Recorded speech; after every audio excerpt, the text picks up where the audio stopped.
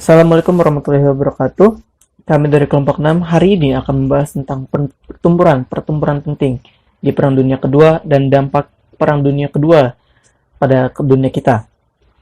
Hari ini kita akan membahas tentang pertempuran Kursk, pertempuran di front timur tentunya, pertempuran yang ada di front barat, dan tentunya juga ada di front Pasifik.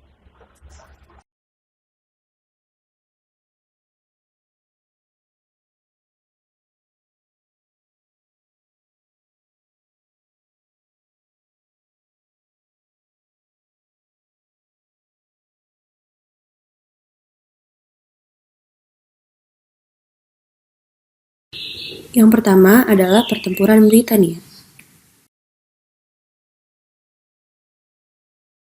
Pertempuran ini berlangsung di Selat Inggris dan wilayah selatan Inggris. Pasukan Angkatan Udara Jerman yang bernama Luftwaffe bertarung dengan pasukan Angkatan Udara Inggris yang bernama Royal Air Force atau RAF. Pertempuran ini terjadi pada musim panas dan musim gugur yang mana sekitar Juni sampai Desember 1940. Tujuan dari Luftwaffe atau Jerman adalah menyerang pangkalan udara Inggris dan wilayah industri Inggris. Tujuan utama serangan Jerman ke Inggris terbagi menjadi 3. Yang pertama adalah menguasai Inggris. Yang kedua, penguasaan Inggris dapat mengurangi kekuatan Amerika dan Uni Soviet untuk melawan Eksis sendirian. Yang ketiga, penguasaan Inggris dapat mencegah sekutu untuk menginvasi wilayah Prancis yang sudah diduduki. Oleh karena itu, pertempuran ini sangat penting.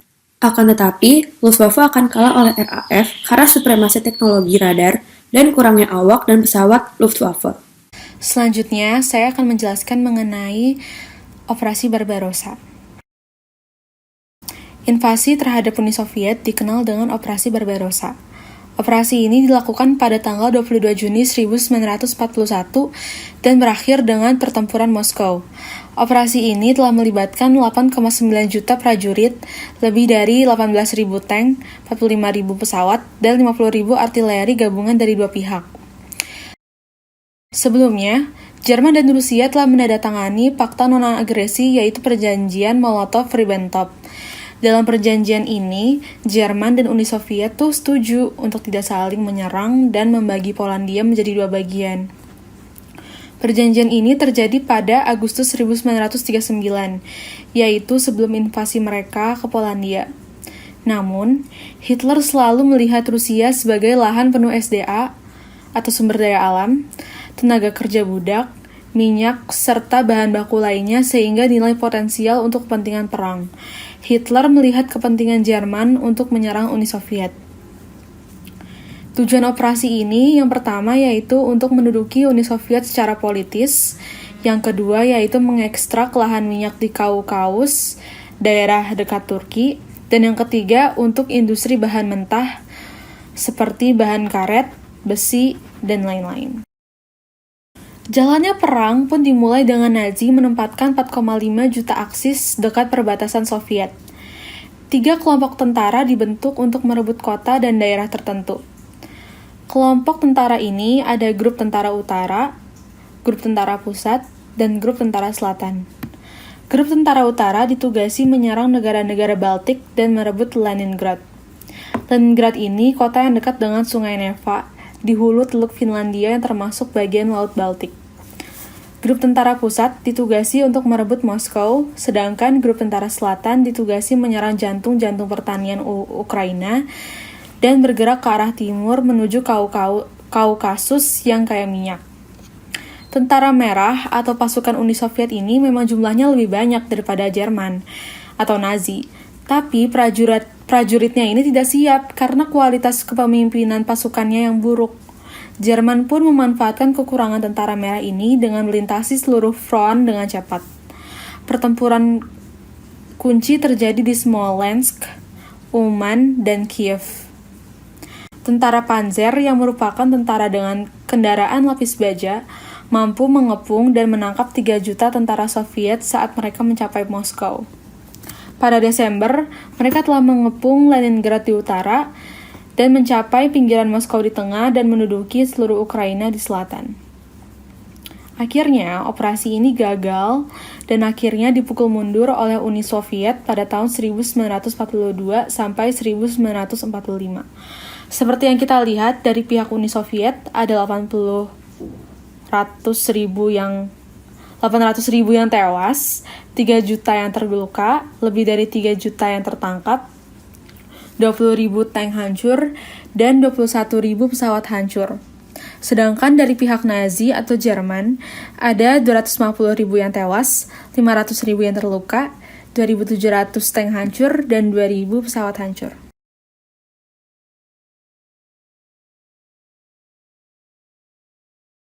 Sekarang adalah pertempuran Midway.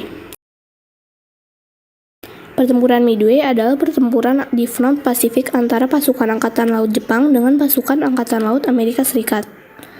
Perang tersebut tujuannya untuk mengeliminasi kekuatan Amerika Serikat di Pasifik. Caranya adalah dengan mendapatkan Pulau Midway, lalu Pearl Harbor. Dengan itu, maka pertahanan Jepang akan semakin kuat dan invasi ke wilayah ke daratan Amerika Serikat akan semakin memungkinkan. Mendengar hal itu, intelijensi Amerika memecahkan kode tersebut dan mengetahui hal itu. Maka Amerika Serikat sudah menyiapkan 3 kapal induk carrier, yaitu USS Lexington, USS Enterprise, dan USS Yorktown. Sementara di pihak Jepang sendiri ada 4 kapal induk, yaitu IJN Akagi, IJN Hiryu, IJN Soryu, dan IJN Kaga. Melihat dari kekuatannya, sebenarnya Jepang memiliki armada kuat, apalagi dengan pesawat Mitsubishi A6N0 yang merupakan pesawat yang sangat ditakuti. Tapi karena pemecahan kode oleh Amerika, mereka dapat menebak lokasi kapal induk Jepang, dan mereka bom dengan SBD Dauntless yang merupakan pesawat tempur Amerika. Setelah pertempuran Midway, Amerika sudah menambah 2 lusin kapal induk carrier, sedangkan Jepang hanya menambah 3. Oleh karena itu, Kaigun kalah secara taktikal dan strategis. Di bawah ini adalah peta perang Midway. Yang selanjutnya adalah pertempuran Moskow. Pertempuran Moskow, atau yang dikenal sebagai Operation Typhoon, merupakan akhir dari operasi Barbarossa dan mengawali serangan balik Uni Soviet. Tujuannya adalah menunduknya Soviet karena dianggap sudah kalah sebelum musim dingin. Akan tetapi, pasukan Angkatan Darat Soviet yang bernama Red Army tertolong oleh musim dingin. Musim dingin Rusia menembus minus 50 derajat Celcius sehingga pasukan Angkatan Darat Jerman yang bernama Wehrmacht tertahan dan mati karena musim dingin. Sebaliknya, Soviet mempunyai pasukan terlatih untuk musim dingin sehingga Soviet dapat melancarkan serangan balik. Seperti yang kita lihat pada gambar tersebut, pasukan Jerman sudah mendekati Moskow pada musim dingin, yang mengakibatkan Jerman mempunyai kendala, yaitu harus memenangkan pertempuran dengan cuaca dingin yang ekstrim. Sedangkan untuk Soviet, mereka dengan mudah memutarbalikkan keadaan dengan pelatihan pasukan cuaca ekstrim. Selanjutnya, saya akan menjelaskan mengenai pertempuran Kursk. Pertempuran Kursk ini terjadi setelah pertempuran Stalingrad, persisnya di bulan Juli dan Agustus 1943. Pertempuran ini merupakan serangan terakhir Jerman di front timur. Jerman membayangkan dapat menembus sisi utara dan selatan untuk mengepung pasukan Soviet. Namun, Soviet mengetahui rencana Hitler dan karena itu, Soviet membangun rangkaian benteng pertahanan serta lubang perlindungan. Jerman menunda serangan menunggu tank Tiger dan Panther baru. Hal ini justru malah memberi banyak waktu kan bagi tentara merah untuk menggali lubang perlindungan serta mengumpulkan kekuatan guna untuk melakukan serangan balik. Akhirnya, serangan utama Jerman dimulai pada 5 Juli. Oleh karena kuatnya pertahanan Rusia, pasukan Blitzkrieg Jerman mundur. Blitzkrieg ini adalah serangan mendadak, cepat, dan tak terduga yang tidak memberikan kesempatan apapun untuk mengorganisasikan suatu pertahanan diri yang stabil dan dengan tujuan meraih kemenangan yang cepat. Ini adalah pertama kalinya serangan Blitzkrieg ini dikalahkan sebelum bisa menembus pertahanan musuh. Setelah serangan yang gagal itu, tentara merah melakukan serangan balik. Jerman menerapkan strategi bertahan selama sisi perang. Pertempuran ini disebut pertempuran tank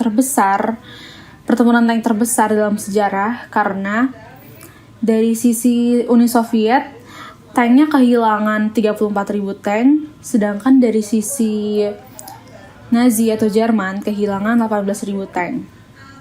Di Kursk, Jerman kehilangan 170.000 prajurit, 720 tank, dan 680 pesawat tempur.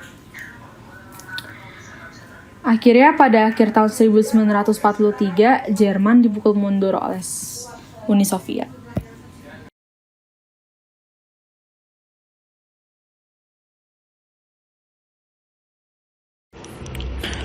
Pertempuran Stalingrad, Agustus 1942 sampai Februari 1943. Penguasaan atas kota Stalingrad sangat penting untuk Jerman karena merupakan jalur transportasi yang strategis yang menghubungkan Laut Kaspia dan utara Rusia, serta pintu gerbang ke wilayah Kaukasus yang kaya dengan minyak. Pertempuran itu menjadi bencana bagi Jerman dan merebut kemenangan di timur hampir mustahil. Setelah kemenangan Tentara Merah di Moskow, Front Timur merapatkan barisan mulai dari Leningrad hingga ke Rostov, dekat dengan Laut Hitam. Hitler yakin dia bisa mengalahkan Tentara Merah ketika cuaca tidak lagi menjadi masalah. Pertama-tama, Hitler meminta dari pasukan 6 Jerman dengan Luftwaffe mengurai kota itu menjadi puing-puing dan menguasai Sungai Volga, sehingga Tentara-Tentara Merah harus kembali ke belakang Sungai Volga, meninggalkan Stalingrad. Akan tetapi, pasukan merah menggunakan taktik sendiri, yaitu taktik hugging atau memeluk, di mana tentara merah itu dekat sekali dengan Jerman, sehingga mereka berpikir bahwa Soviet itu masih ada di dalam kota tersebut. Pada titik tertentu dalam pertempuran itu, Jerman menguasai 90% kota. Akan tetapi tentara merah kemudian melakukan serangan balasan pada November, mengakhiri pertempuran Stalingrad yang memakan korban jiwa yang sangat banyak. Operasi Overlord, 6 Juni 1944. Operasi ini dimulai pada Juni, mengakibatkan sekutu mempunyai front barat kembali karena sebelumnya Prancis diduduki oleh Jerman. Sebanyak 3 juta prajurit gabungan sekutu mendarat di Normandia dan pada 25 Agustus 1944, Paris dapat dibebaskan oleh sekutu.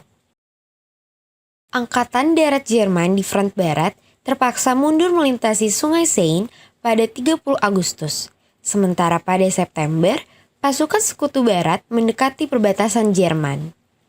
Nazi Jerman baru menyerah kurang dari setahun kemudian. Di atas semua itu, komunis Rusia hanya sampai Jerman Timur dan tidak sampai ke Eropa Barat, menjadi garis pemisah nantinya saat Perang Dingin. Berikut adalah petanya.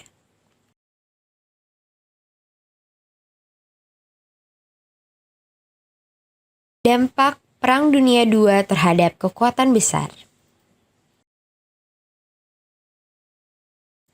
A. Eropa Barat seperti Perancis, Inggris, Belanda, dan lainnya hancur. Tanah jajahannya mulai melepaskan diri karena tingkat nasionalisme yang tinggi. Eropa Barat sendiri membutuhkan bantuan Amerika. Rezim Nazi selanjutnya telah dihancurkan dan Hitler bunuh diri sehingga ia tidak diadili setelah perang. Kota-kota Jerman hancur dan setelah perang selesai, Jerman dibagi menjadi 4 zona oleh sekutu sambil menunggu penyelesaian. C. Ekonomi dunia melesu dan tak bergairah. Hal ini disebabkan oleh infrastruktur ekonomi yang hancur. Namun hal itu berbeda dengan Soviet dan Amerika karena keduanya bertahan melalui sumber daya yang banyak dan modal yang mumpuni. Terhadap bangsa non-Eropa, Nantinya mereka merdeka dengan bantuan dari negara imperialisnya serta bantuan teknologi untuk melawan penyakit. Bangsa non-Eropa seperti India, negara-negara Asia Tenggara, dan negara-negara Afrika akan merdeka dari negara imperialisnya. Koloni Inggris akan membentuk organisasi yang disebut dengan Commonwealth. Lalu Indonesia sendiri nantinya akan merdeka dari Belanda. Terhadap sains dan teknologi. Teknologi dan sains akan berkembang dengan pergerakan yang sangat cepat. Radar yang ditemukan oleh Inggris akan menjadi cikal bakal dari kebanyakan teknologi yang kita pakai, seperti handphone, laptop, komputer, dan wifi, atau mungkin segala bentuk teknologi informatika. Lalu ada juga bom atom yang bertenaga nuklir, di mana nantinya nuklir dipakai sebagai pembangkit listrik oleh negara-negara maju. Contohnya seperti sekarang, Rusia yang menggunakan pembangkit listrik di Chernobyl, dan Amerika yang menggunakan 5% dari tenaga nuklirnya untuk membangkit listrik di negaranya.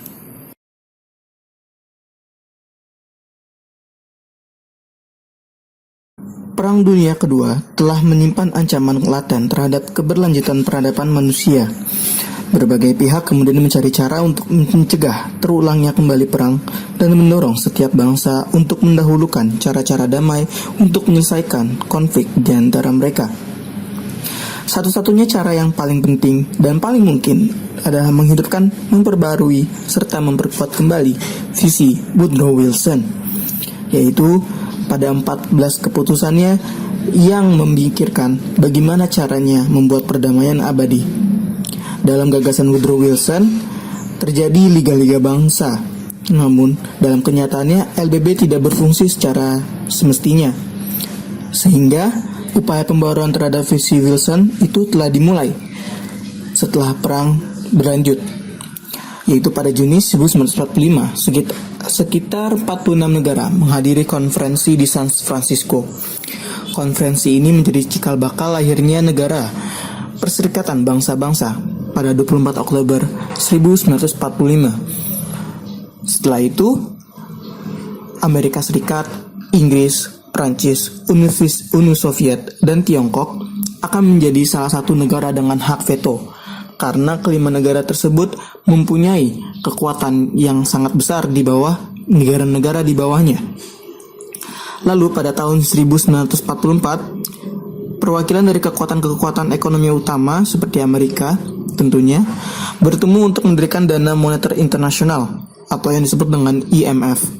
Lalu pada tahun 1948 di Jenewa, Swiss, kekuatan-kekuatan ekonomi itu juga menyetujui regulasi tarif internasional yang dikenal sebagai GATT atau General Agreement on Tariffs and Trade atau perjanjian umum tentang tarif dan perdagangan, termasuk juga dengan perjanjian Bretton Woods yang menyarankan bahwa adanya suatu mata uang yang kuat sebagai salah satu patokan dari negara-negara untuk membentuk ekonomi yang berkelanjutan yang dikomandai oleh John Maynard Keynes.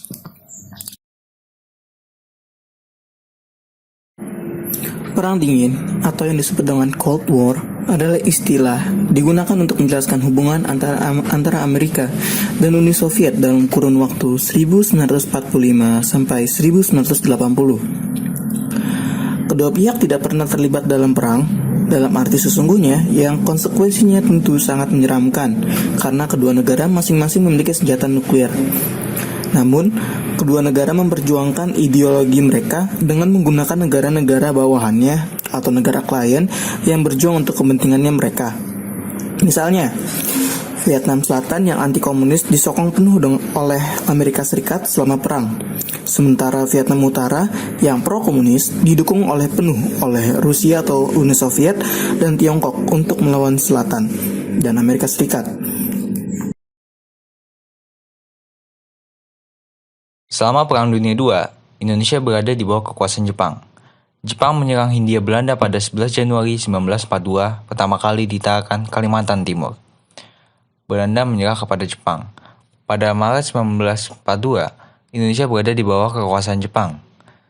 Jepang menduduki Indonesia karena kelimpahan sumber daya alamnya, seperti minyak bumi dan besi tua yang sangat vital untuk menghidupkan industri-industri untuk mendukung mesin perang Jepang dalam menghadapi sekutu untuk Perang Asia Timur Raya atau Perang Pasifik. Sebagian besar sumber minyak Jepang, yaitu 55%, diimpor dari Amerika Serikat, tetapi Indonesia menyediakan 25%, jumlah yang sangat vital.